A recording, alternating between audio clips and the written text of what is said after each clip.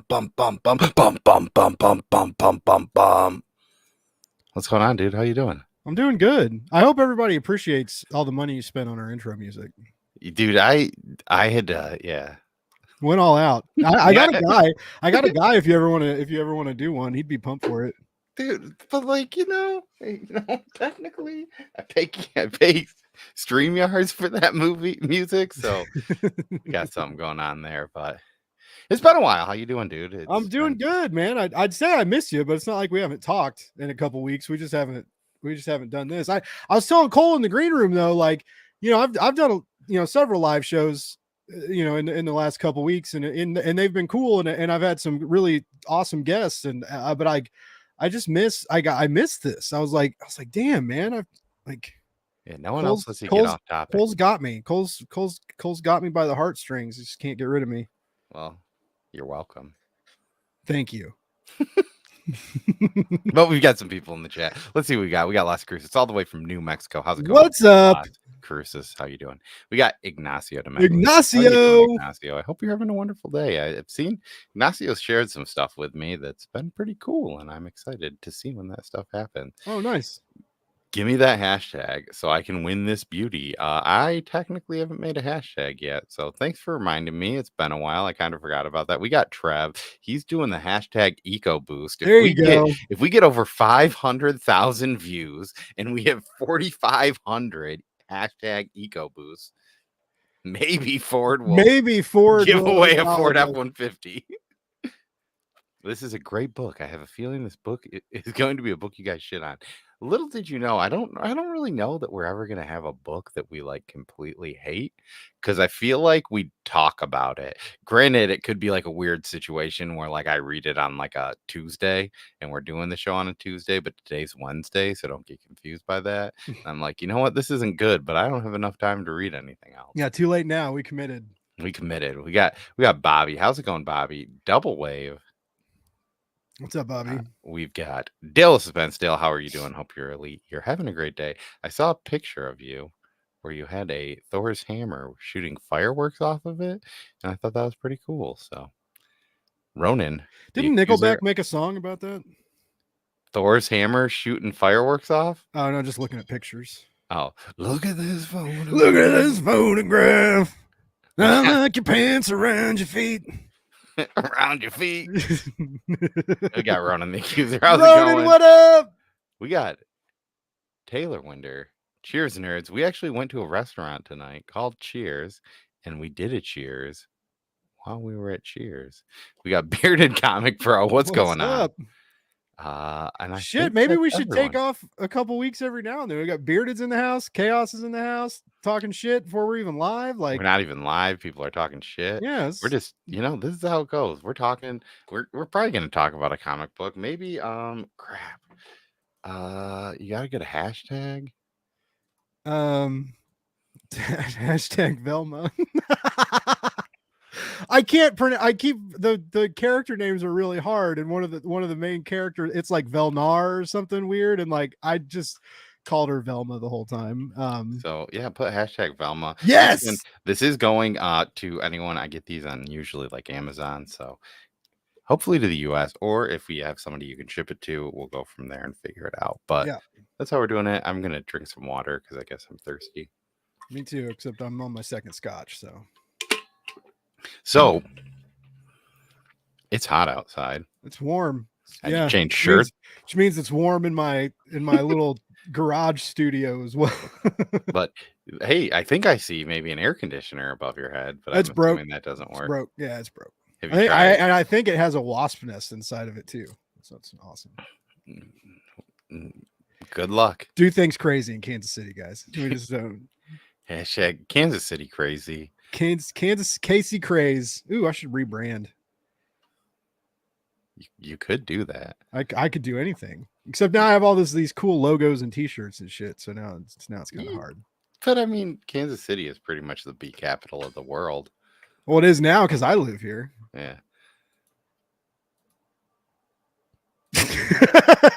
All Against All. This is a comic book coming out from Image. This actually released today. Normally when we do today's Wednesday, but, huh? You know, it was 4th of July, and originally we were planning on doing it, and then we got invited. My family got invited to a pool party, and I figured that I was going to be drinking beer in the sun all day, so probably wouldn't.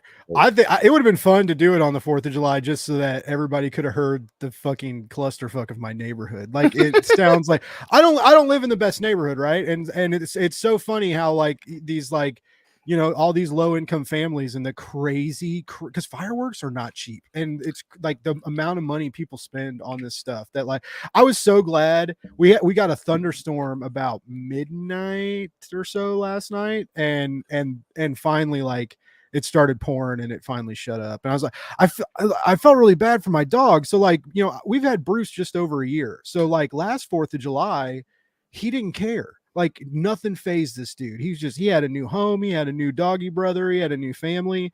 And this year he was really, really, really scared. And like, it was I've never seen him like that because he's just a fearless little shithead. And he was like shaking and hiding in the corner, hiding under beds. And we tried to get him those calming treats that they advertise. And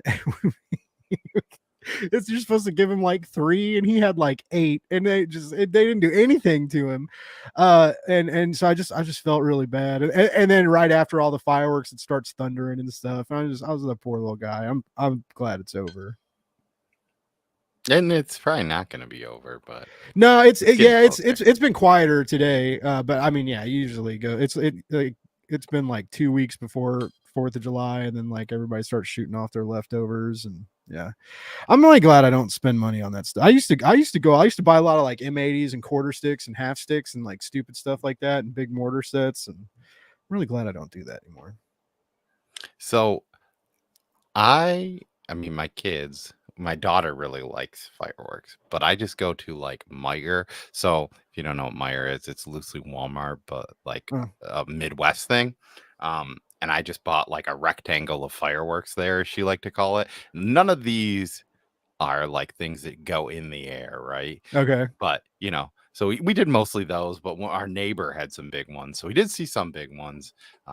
Which was kind of nice. But my son and my nephew was over. My nephew's like 5 months younger than my son. They both hated the loud ones because they're just like pow, and like they were not having it at all. Did you put like the headphone earmuff things on them? We didn't, because we didn't expect it. And then the neighbor just came out and was like, "Hey, I got these. I'll light these off." And we're like, "Cool, thanks, dude." I remember when my buddy's got like 1 million kids, and like not 1 million, he's got 3. And they invited me over to a 4th of July party, right? And so like me and our buddy Robert, like we bought a bunch of fireworks. We bought like these mortar sets, and like his dad and him sold like M80s out of the trunk of their car. So like we had all this big loud shit. And we're setting stuff off at this 4th of July party, and his wife never liked me, and they're divorced now, and I think that's the main reason. It's because of you. Yeah. No, she was just she didn't have many friends of her own, and would get mad at him.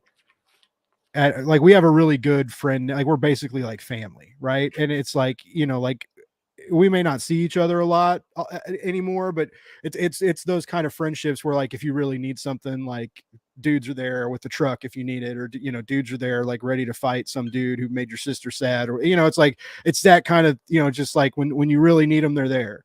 And she didn't have that kind of system, and would get like jealous and mad, like, and it was weird. We always tried to involve her too, like always made sure, you know, like even when they were like dating, you know, like when we would have like dinners and get-togethers and stuff, you know, like, yeah, bring Brittany. And they had a lot of other problems. But anyway, long story short, we're setting off these fireworks at this 4th of July party, because like that's what you do at a 4th of July party.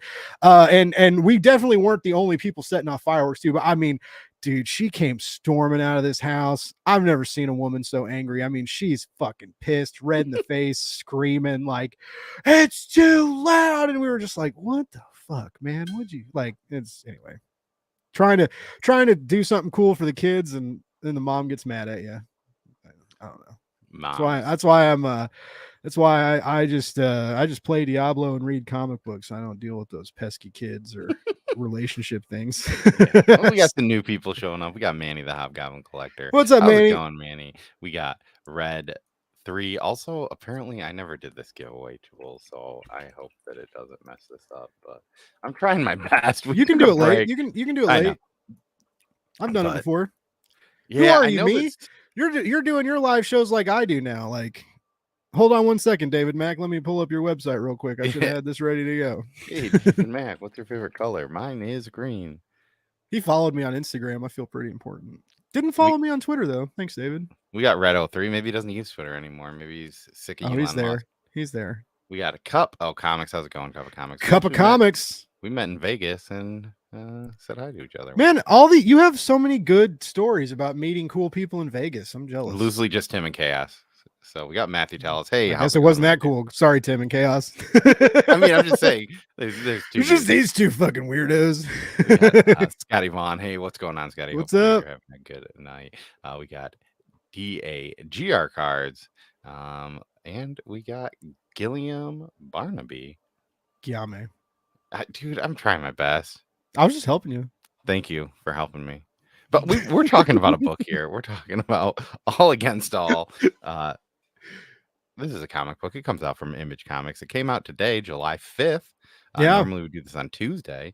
But this is written by Alex Paknadel. Paknadel. We got artist Casper Wingard. Thank you for that. We got letter Hassan Atsmani, and I don't know how to say the last part of his name. And that is the creative. Call him Haas, the lettering boss, and he likes that. He likes that. I don't remember who called him Haas during an interview. Ibrahim Mustafa called him Haas, and I was like, I'm gonna do that from now on. Like, it's good for them. Haas, the lettering boss. No, it's a great, a really, really great team. Alex is doing, Big Two stuff. Alex started at Vault. He was one of the White Noise guys. Dan Waters, Rom V, Alex Paknadel. I think there's one more. James Tynan, is he one of them? No, he hasn't done a Vault book. Was he one of those guys, the White Noise guys? No, because it was a Vault thing. If Chaos was still here, he'd know the answer. Yeah. So this is the same artist as Homesick Pilot. Yeah, same guy. Beautiful, beautiful interior pages. They also got a lot of great variants. One of the cool things about this trade, there's a hefty cover gallery at the end of it. Well, yeah, this book is 148 pages. The review copy was. Yeah. And it's 5 issues. Yeah. Last 20 pages of covers. Most 5-page trades or 5-issue trades are 125 pages. So yeah, this definitely had a little bit extra bit of heft to it. A little bit of girth. I hear people like it. I'll show some hit those walls. Sorry. In this economy, how can you afford to In this economy, how can you afford to hit the walls? Well, Cole. No, anyways. No, but yeah, this is the art. It's brutal. It's gorgeous with great colors.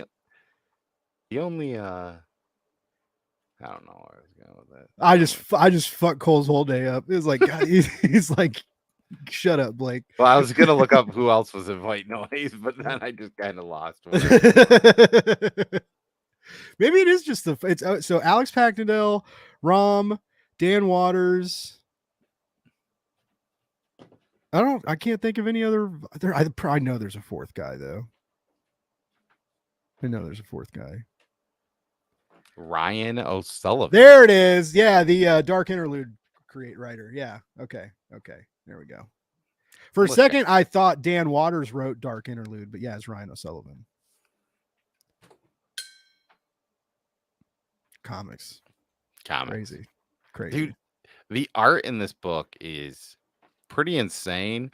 I would guess that it's not for probably everyone. There are certain people that I think would not like this, but this page, especially the coloring in this book, is insane. And granted, pretty much what I do is I grab for these trades that are coming out from Image. I go to there and I look at the 5 issues and I pull the first page of them just to kind of show a little bit of difference and hopefully not show anything that's going to really spoil anything. But the like aliens in this book kind of reminded me of, what was that book? Decorum, I feel like. I never read It's that. oh, I forget if that's Karen Gillan or Jonathan Hickman, but It's one of the Hedrick. two of them. Or no, it's not Hedrick. It's Hickman. Hinkman. Yeah. Frederick Hinkman. He did Ultimates. What? Jonathan Hickman? No, Frederick Hinkman. What are you?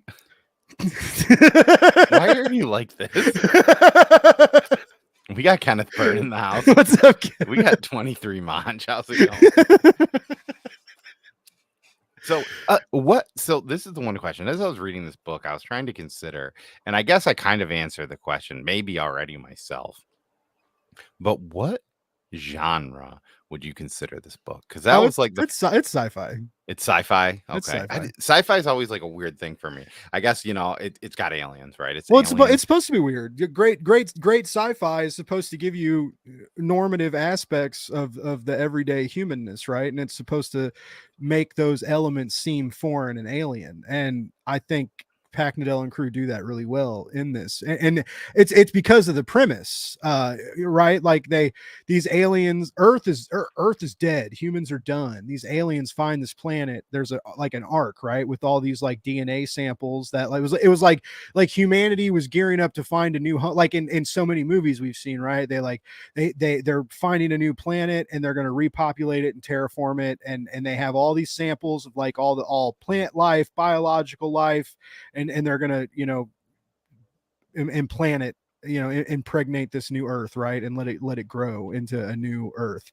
Except they never got there. So these aliens find this desolate planet with unlimited, basically, DNA, like this DNA encyclopedic store, like system. I can't talk, but they find all this stuff and they start tinkering with it, because basically they're like little squid people that live in the water, but they can if you guys have ever read Animorphs, like akin to a yerk, right?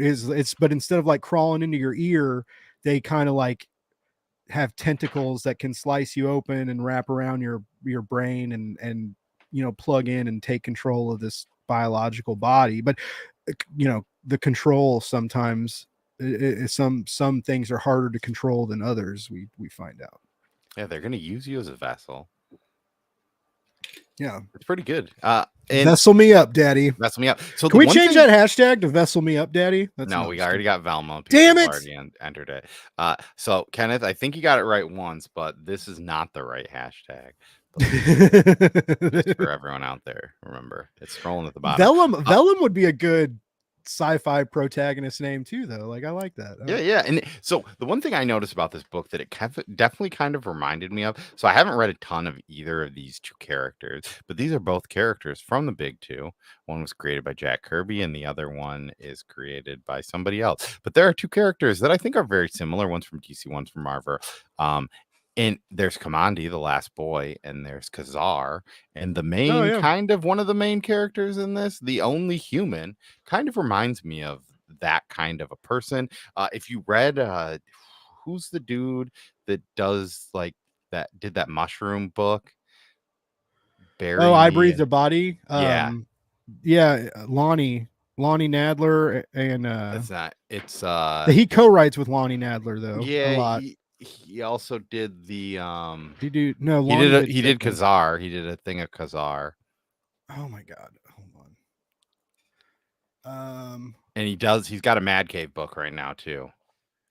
Zach Thompson. There it is. Yeah, I Breathe the Body was gnarly. He is this Kazar book, and it kind of reminded me of that, where it's kind of like a little bit weirder, a little bit, kind of all over the place. And it kind of gave me vibes of that, because it's just this one human, right? And there's these aliens here, and pretty much from what we kind of get about these aliens is that they're like scientists, right? These are the researchers. They're here to study each of these planets, and they go to every planet, but it's kind of like I feel like if you've read this, these are nothing really alike, but like in Invincible, the dad is pretty much sitting there to watch the planet. Yeah. And that's kind of what they're just doing. They're just watching it, but they're not supposed to sample things or take stuff. And they kind of do a little bit, but it's just interesting to kind of see how this goes. And just for me, yeah, I mean, I don't read a ton of sci-fi stuff. I guess sci-fi kind of gets weird because, with like action adventure, you kind of dip into the sci-fi world. With like fantasy, you dip into the sci-fi world a little bit. Even with horror, some of the times they kind of blend into each other, right?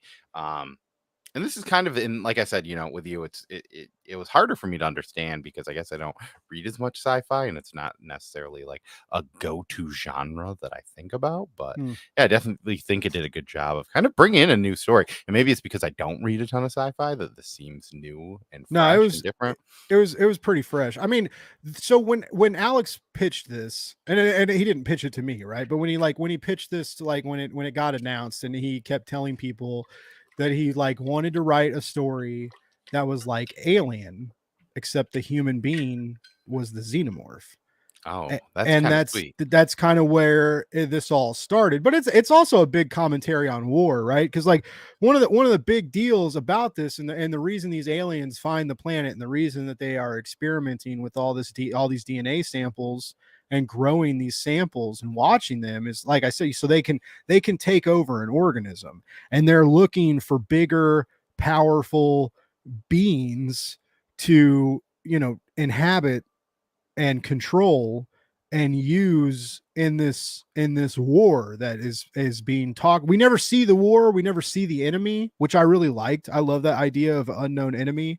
And it's very cool because Hopeless is the name of the lone human that's left on this world that they've grown. Yeah.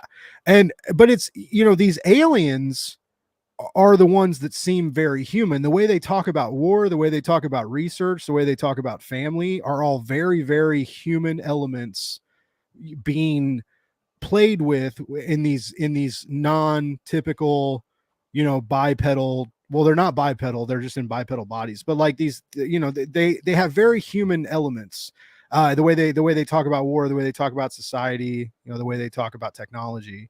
And then we have this primal, he can barely speak, right? The only way Hopeless can really speak is by mimicking the words by mimicking dialogue from other people. And so there's a really cool role reversal going on here where the alienness comes from humanity, and the humanity that the universal aspects of humanity that most of us can really latch onto, save for revenge and violence, comes from our alien overlords. So yeah, it's some very tricky, interesting ways that Alex Paknadel penned this, right, and made this script, and it was very cool. And unlike what Chaos thought, like I adored this book. I loved the first issue.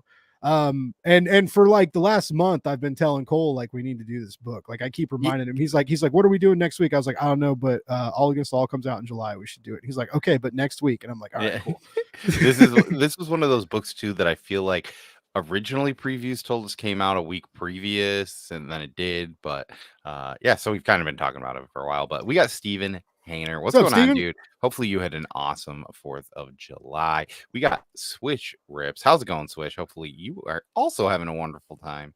Let it rip, brother. Are you watching? You're watching The Bear, right? Or you did watch it? Yeah, we got to the Christmas episode. We might have watched one after the Christmas. Yeah, we watched the one after the Christmas episode because it's the one with Cousin. And he's the main character of that episode. Oh, and when he does the internship? Yeah, and it really makes you like kind of like, because he's the most hateable character until that episode. And then you watch that episode and you're almost just like, you know what? He might be my favorite episode or character on the show now. Like, all right, cool. Everybody go buy All Against All. It's a great book. We're going to talk about the Bear for the next hour. You guys ever read Chicago? That was a beautiful. Oh, I love that episode. I think one of the best. I know. I'm sorry. We're already doing it, but one of the best parts about the Bear season 1 and season 2 is watching this eclectic cast find their passion for food, for this restaurant, for each other, and watching them change and watching their characters evolve on screen. I've never seen anything like it in cinema, on television. People try and do it a lot, but I think the Bear does it better than anyone has done it. But yeah, that episode after the and so what you needed too, right after that Christmas episode. Oh my god, I don't think I breathed. My mom and I were talking about it, and I was like, it felt like it felt like watching Alien as a kid when my dad let me watch it too young, and I was fucking terrified but couldn't look away because I was like entranced but scared. And that episode felt like a great horror movie because I was like legit scared of what would happen next. Didn't know what would happen next. And I was like holding my breath, like not knowing like what could happen. Right. And it was just a family argument at a dinner. It pretty much, I was pitching it to my sister-in-law and brother-in-law. They stayed the night last night and we were talking about it. And you're just kind of like, it's it's what you would assume like the worst family gathering is like, right? Like there's fights, but like this is like beyond a fight, right? Yeah. Like there's like legitimate. The Punisher is throwing forks at Saul Goodman, and you're like, what the fuck? Why isn't Michael fork, Michael? Yeah, why isn't Michael Myers You're here? Nothing. Yeah, and all of those people like aren't normally in the show. Yeah, they got all these huge stars to guest appear for this Christmas episode, and Laurie Strode. What is her real name? The mom. Jamie Lee Curtis. Jamie Lee Curtis is the mom. Yeah. And she's got like some heavy mental health issues going on. And she's making this like 7-course meal for 15 people. And she's like breaking down in the kitchen. And dude, all this stuff is happening. Man, dude, but it's also good. Cole, like get ready for that season finale though. I'm here to talk if you need it. I didn't have that. I watched that season finale and just like curled into a ball and was real sad and still kind of sad about it. And if you need someone, I'm there for you when you finish it. Well, thank you, dude. I'm kind of scared now. It's heavy. Similar to this graphic novel. This is like Cole said. This is some heavier sci-fi. There's some heavy themes of like like I kind of talked about what it means to be human. How ingrained war and violence and revenge are tied into our culture. And I kind of like that universality too that Packnadel brings in, right? Because like this advanced species, right? That's like we are so beneath them. They have regrown the organic properties of Mother Earth and taken them over to study and maybe use as husks to fight a war, right? Yeah. So they're so above us, but the dramatics are the same, right? They too are involved in endless warfare that not everybody understands. They too have bosses that they have to fucking bend the knee to, right? And they're and be talked down to, and all these things that like we have to deal with as humans. It's very cool watching these aliens deal with that in their own way. As I said, while the juxtaposition of the savage human character who's very akin to like Tarzan, but way darker. Like if HBO Max made a Tarzan movie, maybe, right? Like it's not TV, it's dark as fuck. And it's like, so anyway, there's a lot of really great thematics and character exploration. And again, like all of this is just in the script. Like then you add like Casper's absolutely gorgeous colors. You add Haas's, phenomenal lettering. The dude doesn't know how to do a bad job. That's why he's on all the best books. This book is really cool.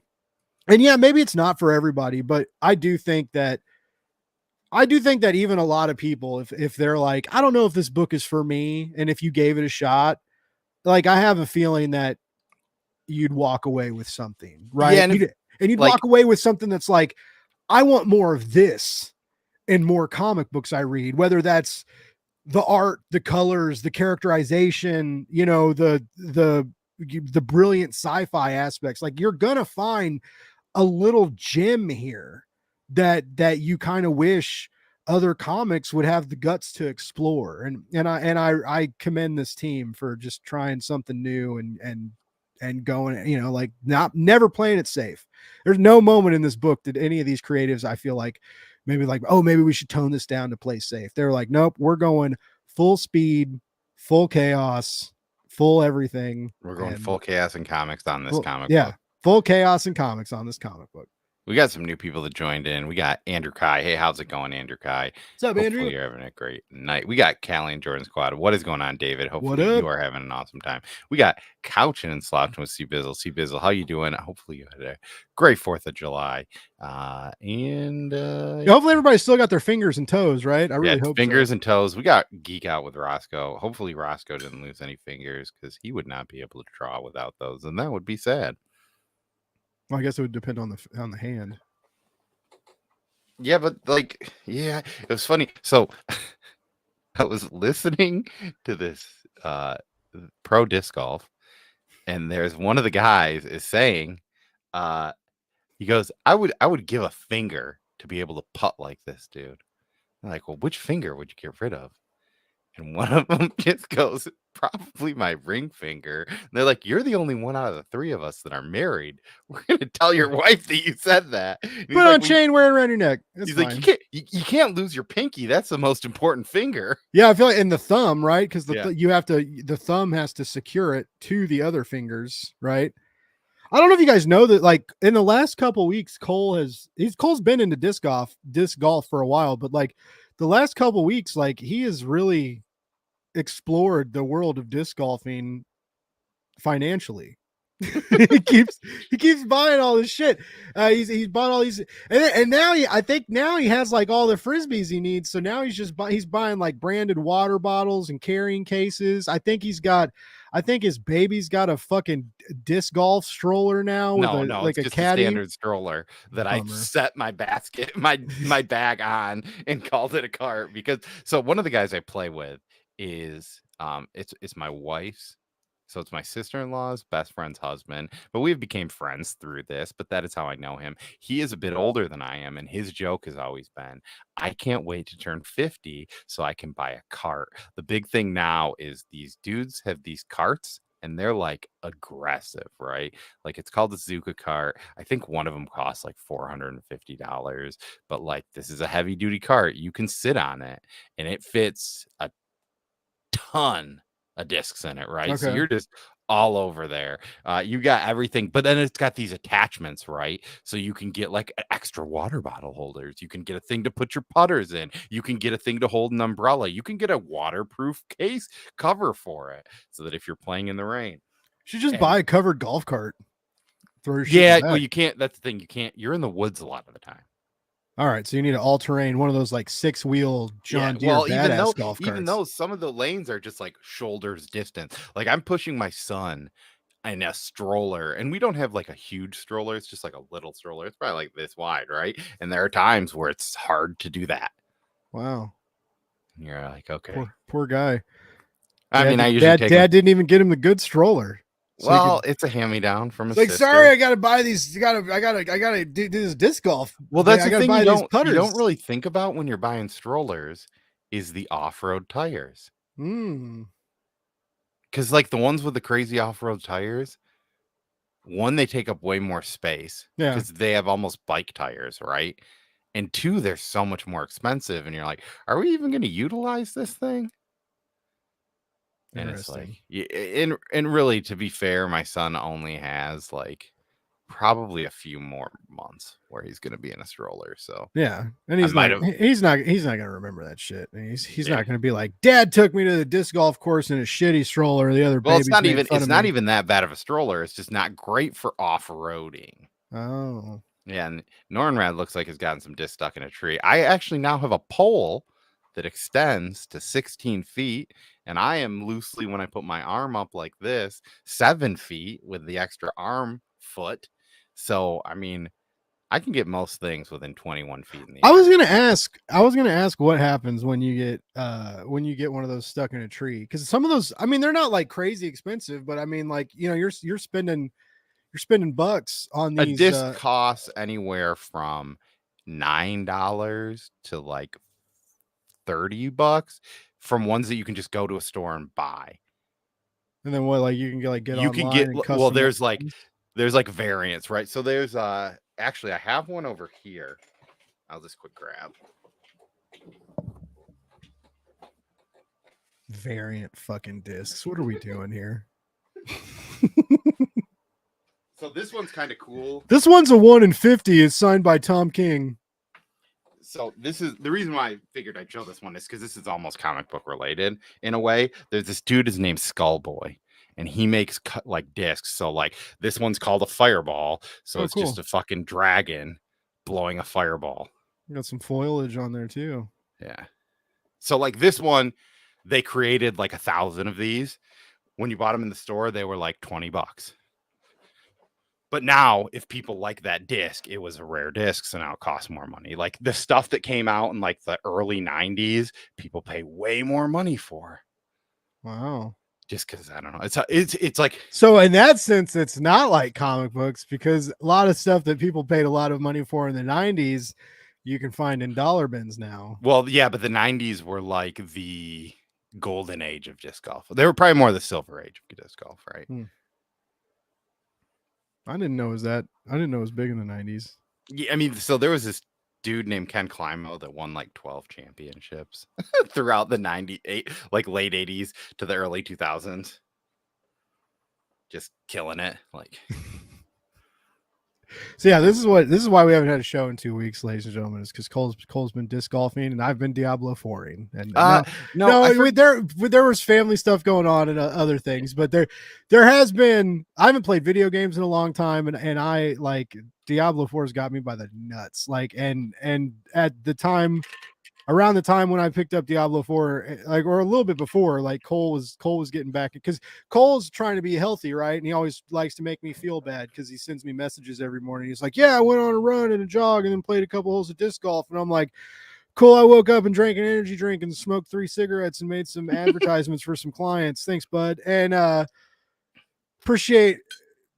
I'm glad it's working out for you. But no, so like Cole's been trying to, be more active. And so he started like, hitting up the disc golf, and now he's getting all back into it. This motherfucker, the other day, Diablo 4 was down. They were doing maintenance, and I was joking, and I was like, I like finished work early, and I was like, man, I just want to play Diablo. And he was like, well, you can watch this. And he sent me like the women's semifinal.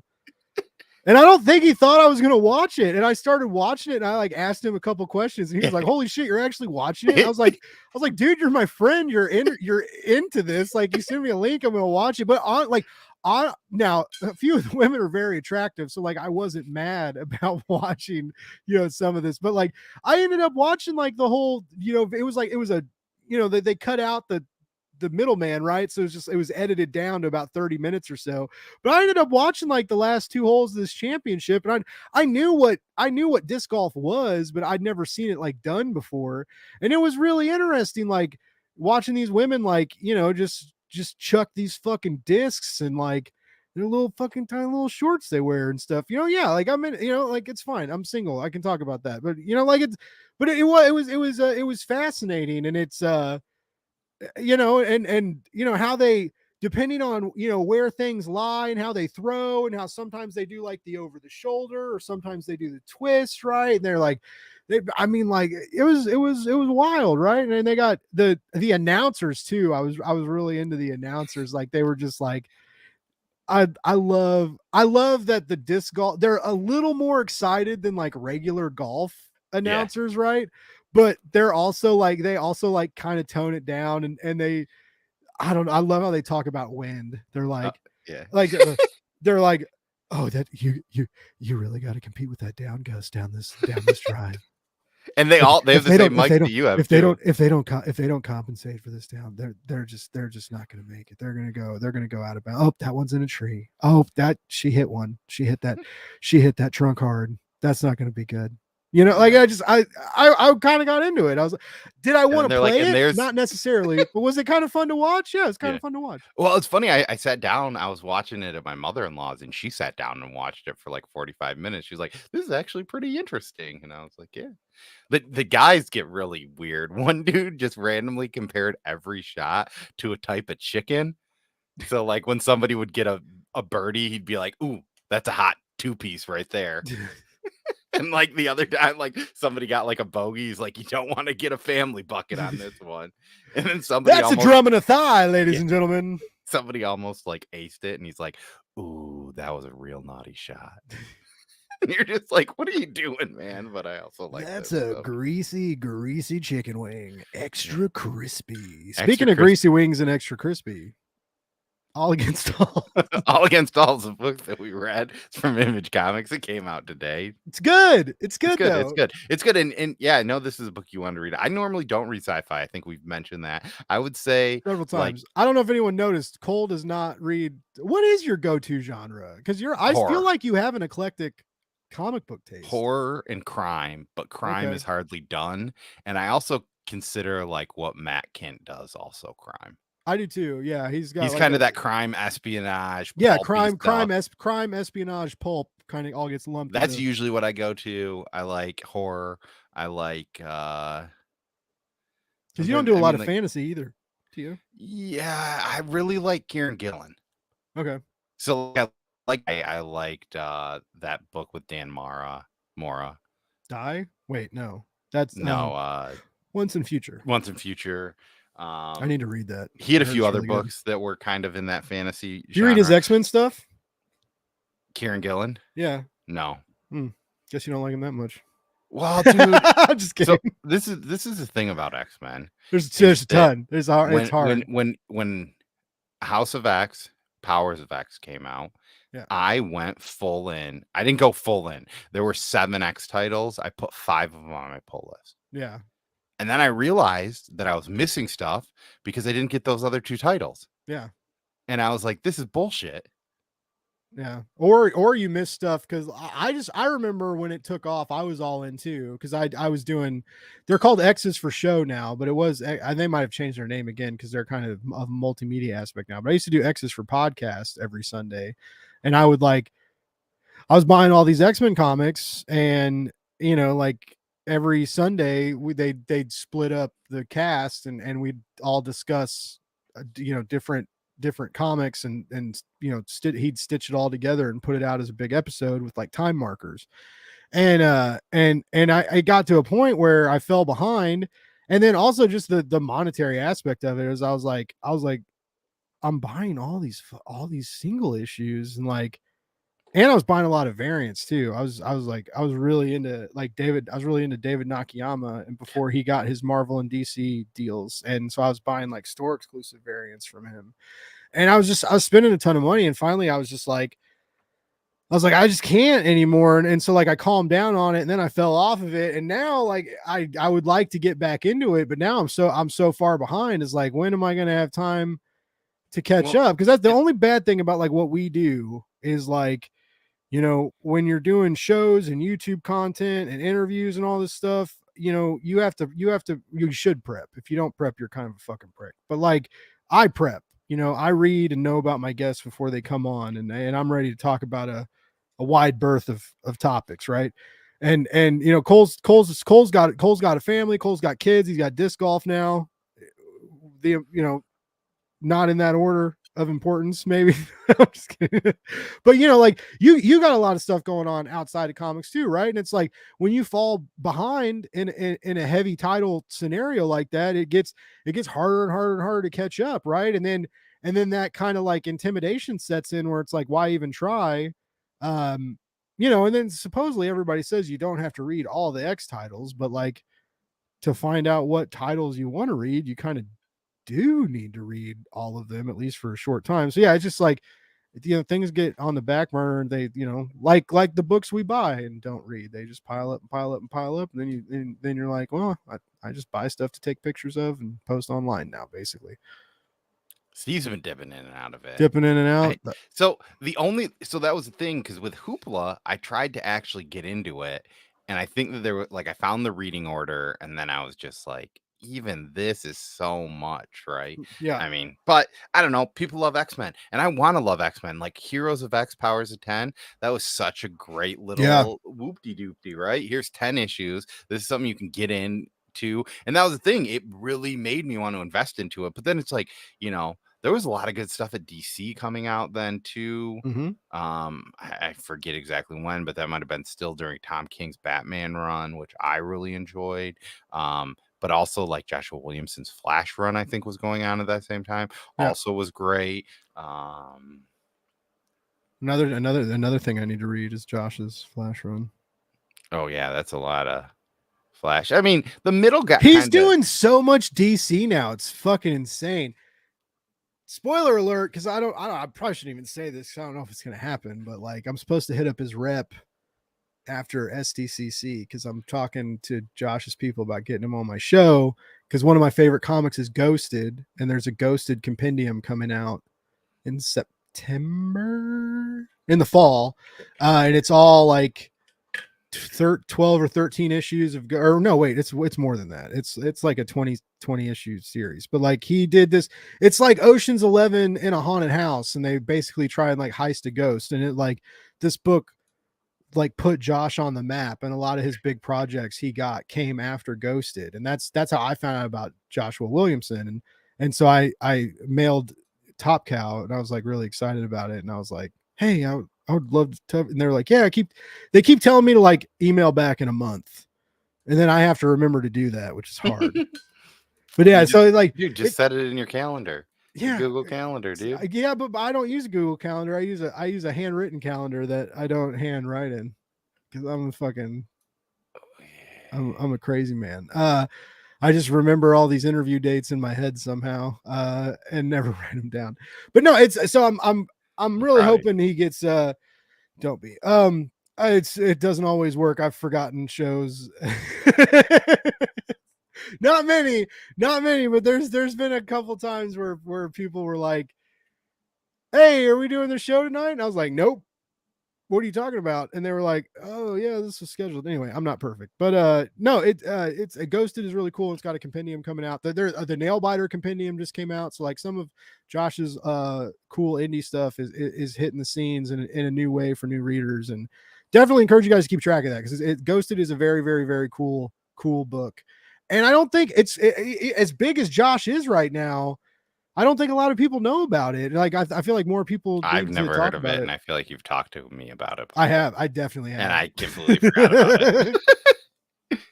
Yeah, and like similar to I feel like All Against All may end up being one of those books for like Alex Packnadell, right? Because like Alex is doing, for the last couple of years, Vampire. He's doing DC and Marvel stuff. Yeah, and like so he's doing like offshoot stuff at both Marvel and DC, and he's right there. Like he's such a strong creator. He's a great storyteller, and he's got his feet in at both Marvel and DC. So it's honestly like a short amount of time I feel before he gets a big gig. And he's one doing of the two companies. Did you say that he did Red Goblin? I think he's writing that Red Goblin. Yeah, he's doing Red Goblin and a Carnage book. Yeah, so he keeps getting these mini series, but I feel like he's very close to getting like a run, like a real run at something. At one of the big. I didn't realize he did Giga.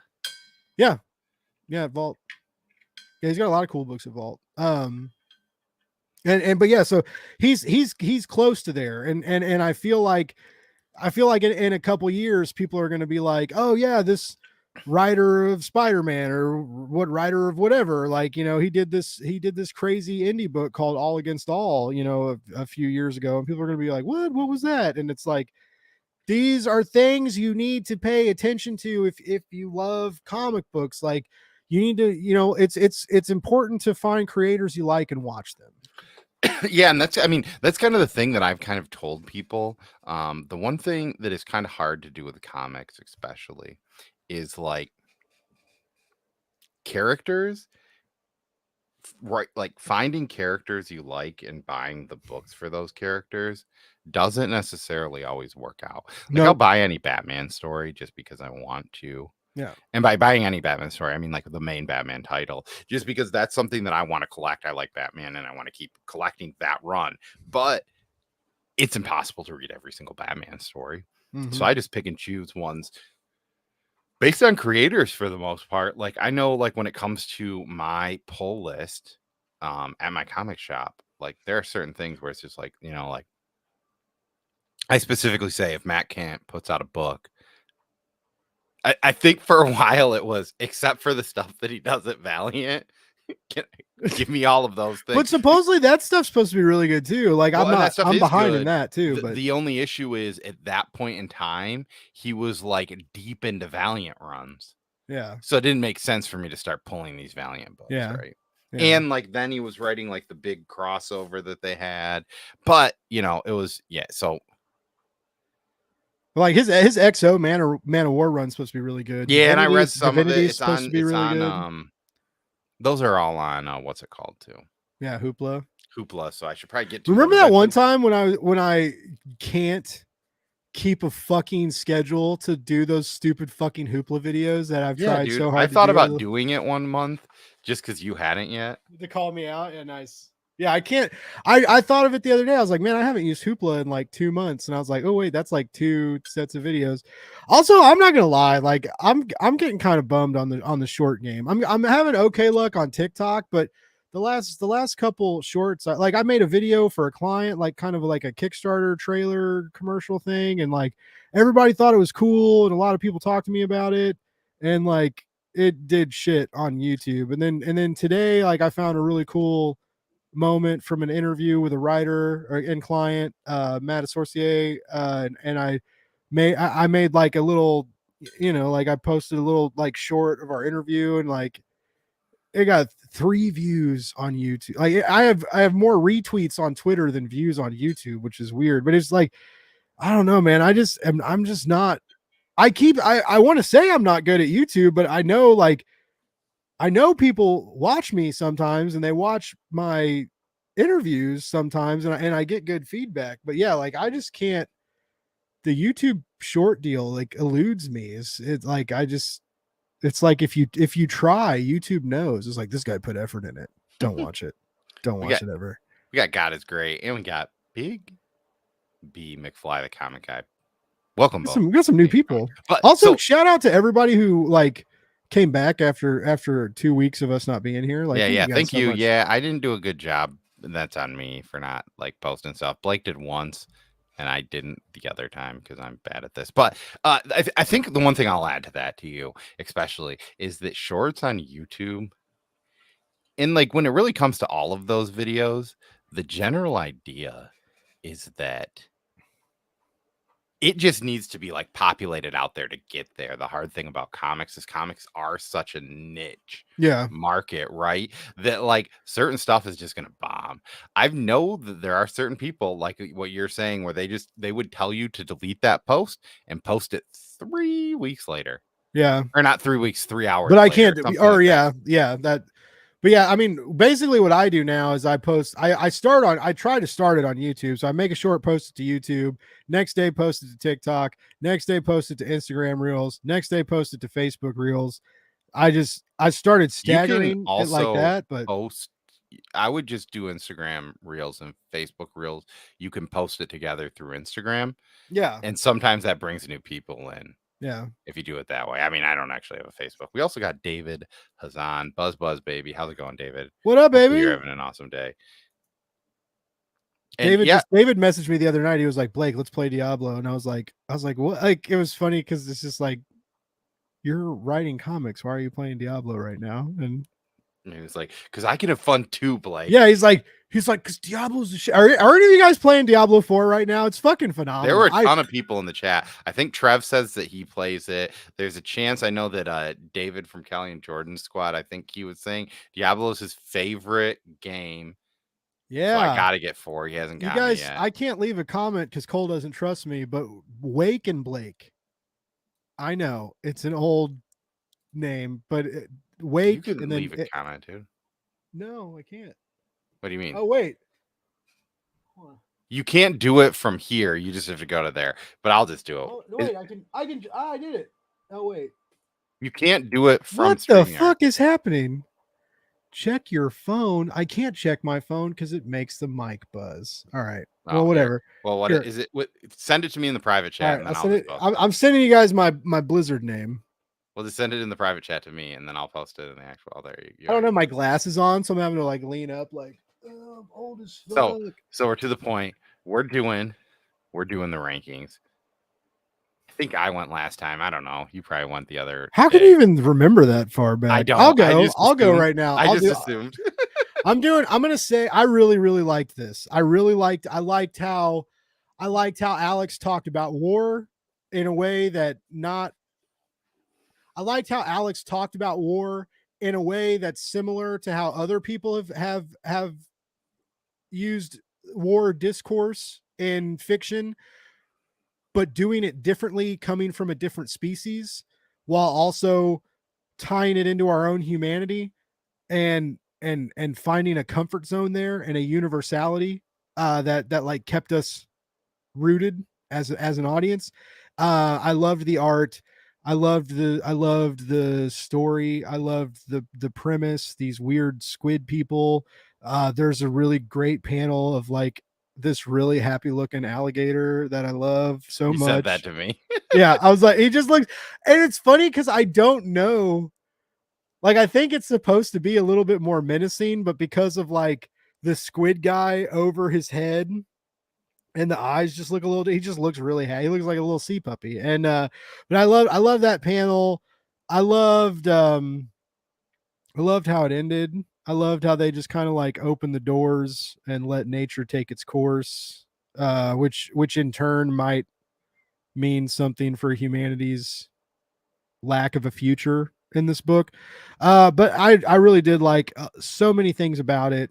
Every page was beautiful, a lot of great violence, a lot of great turmoil, a lot of great moments to make you think.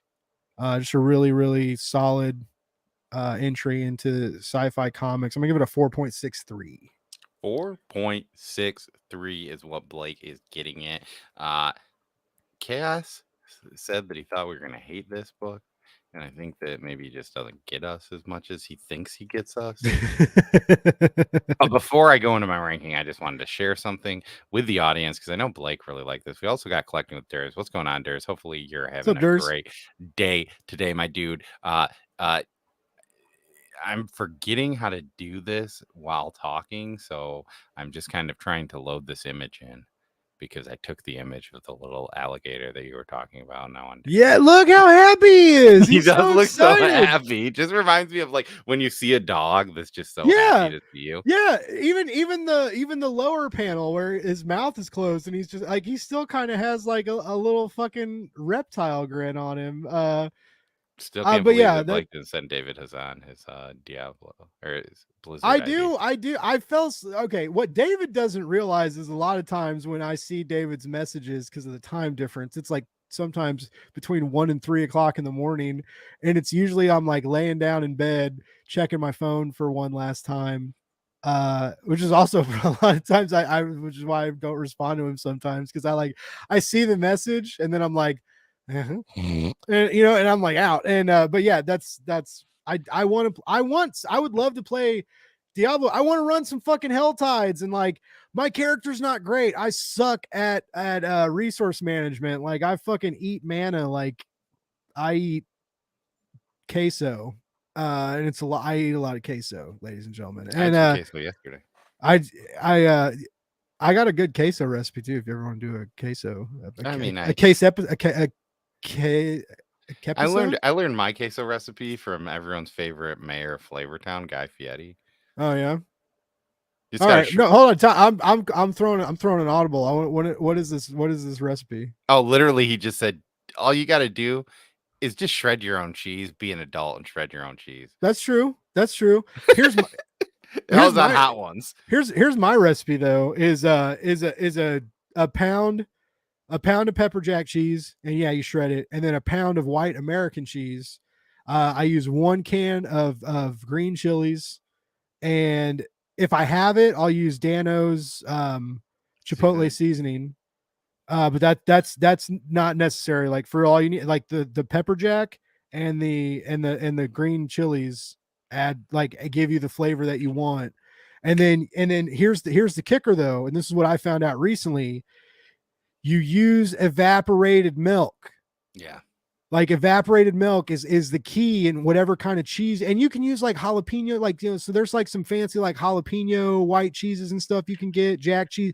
You can go ham on it, right? Do experiment there, but you want like some peppery cheese, white American, and then evaporated milk, and it just makes it, oh, it's so good. And you put it all in the crock pot.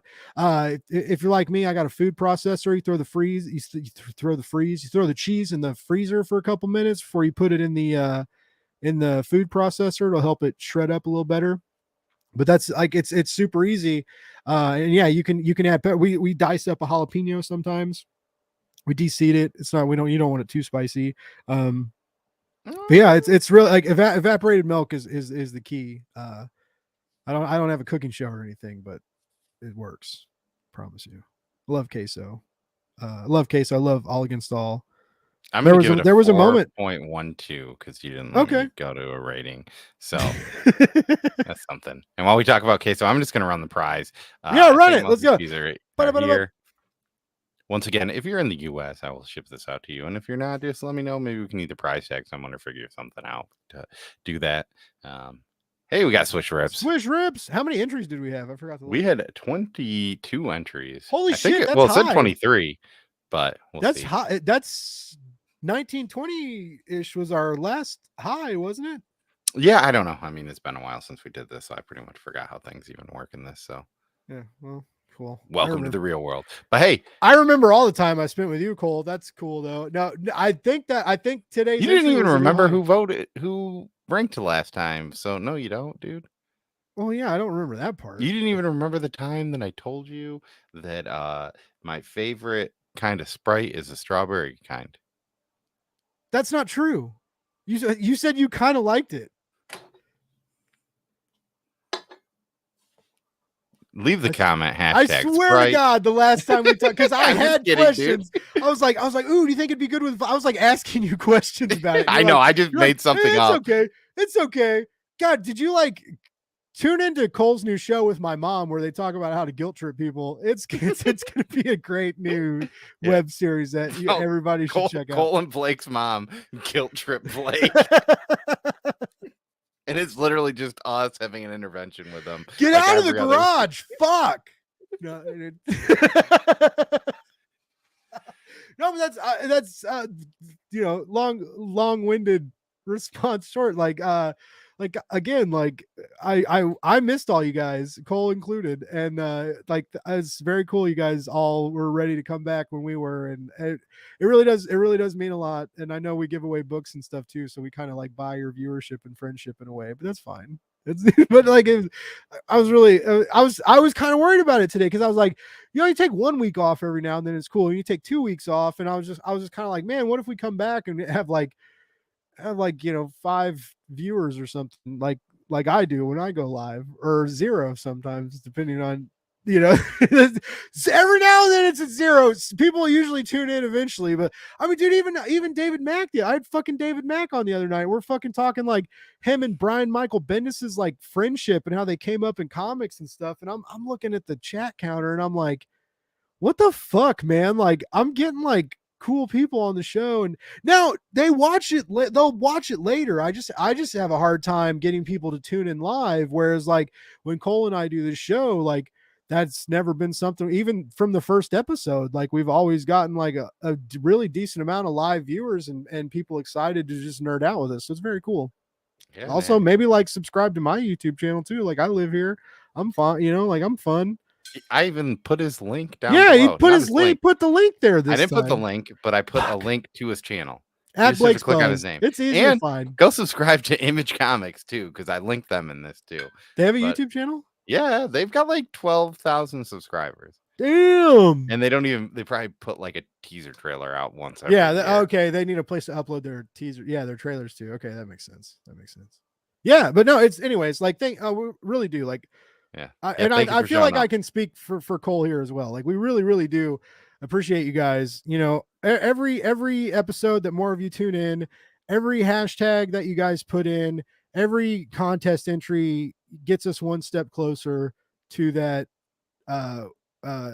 Maker's Mark sponsorship that we've been dreaming of. Hashtag Maker's Mark. Make sure you leave that For in the the last channel few down weeks. below. Oh, and Trev with the assist. Thank you, Trev. You're an awesome Thanks, dude. Trev. Thanks for posting that. But as always, I've been Cole. He's been Blake. A wise man once said, right on. Thank you all for coming back. We'll be back again next week, probably on Tuesday. Yeah, sometime next week, probably Tuesday. Peace. Peace.